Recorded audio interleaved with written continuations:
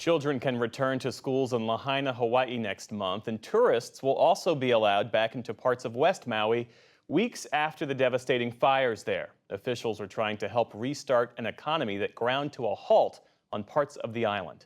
William Brangham is in West Maui and has been talking with residents about these plans. William, it's good to see you. On Tuesday, you and the team gave us a glimpse of how people are still dealing with the aftermath of these fires nearly 2 months on. Officials there are now putting out some more concrete plans, as I understand it, for when places will start to reopen. What exactly are they proposing? Well, Jeff, as you mentioned, schools will reopen the middle of next month. And since this inferno tore through this community, thousands of students have either been having to go to school in other counties or doing remote schooling or not going to school at all. And that just puts an incredible stress on the parents who are also dealing with all the other aspects of disaster recovery. So there were 4 schools in Lahaina. One of them burned so badly it cannot be recovered. The other 3 were damaged, and so they think that they can reopen those. So they've been cleaning them, doing all sorts of safety testing on the soil and air and the water to make sure it's okay for the kids to come back. And that is supposed to happen starting next month. On this issue of tourism, October 8th is the date that the governor set. And so local officials have been trying to figure out what that really looks like. And so they have got this phased-in plan where hotels will start to be opened, not immediately in Lahaina, but in areas adjacent to it, and tourists will be able to start to come back in. And the hope is that more jobs, more money will start to flow into this economy, which desperately needs it. What do local residents there make of these plans? Are they prepared for tourists to return? The residents that we have heard from are not happy with this at all. Yesterday, we attended the Maui County Council meeting, and hundreds of people showed up. It was standing room only. Many people expressing a sense of anger and frustration and grief and solidarity. This was local Hawaiians and Native Hawaiians, many of them speaking Native Hawaiian language in this meeting. And they were expressing all manner of things, that they don't want to keep feeling like second-class citizens in their own community, that they don't want to feel like they are subservient to a tourist economy. They argue that they don't have to rely solely on tourism here, that you can diversify this economy. They want to be more in control of the decisions that are being made about how we go forward.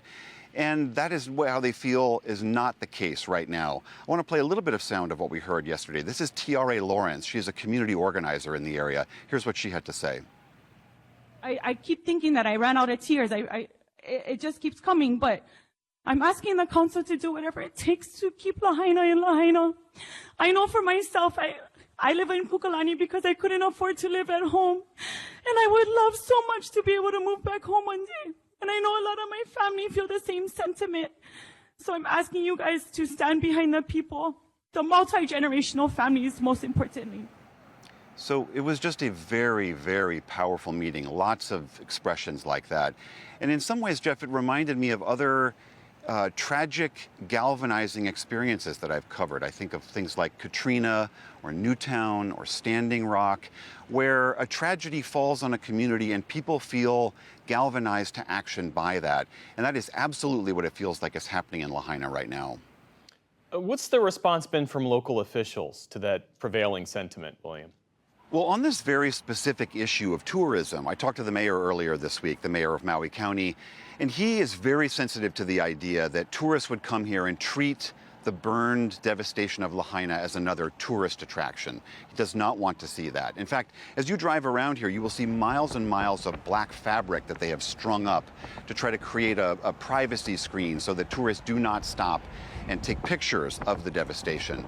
The governor has similarly argued that tourism done respectfully can honor the people who are still dealing with this tragedy every single day, but can also bring people back to help boost this economy. I mean, it is estimated that $13 million a day have been lost since this fire swept through this area.